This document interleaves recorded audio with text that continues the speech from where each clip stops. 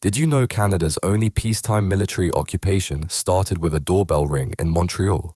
On October 5, 1970, armed separatists from the Front de Libération du Québec stormed British Trade Commissioner James Cross's home. They dragged him away at gunpoint, launching the October Crisis. The FLQ wasn't amateur hour. They operated in sophisticated cells, making calculated demands for prisoner releases and $500,000.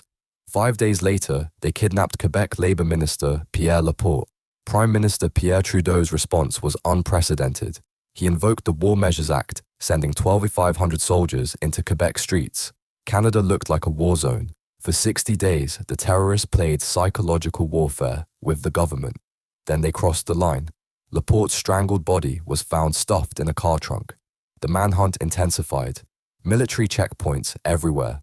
Finally, dramatic negotiations secured Cross's release in exchange for safe passage to Cuba. Domestic terrorism had brought Canada to the brink of martial law, all from one doorbell ring.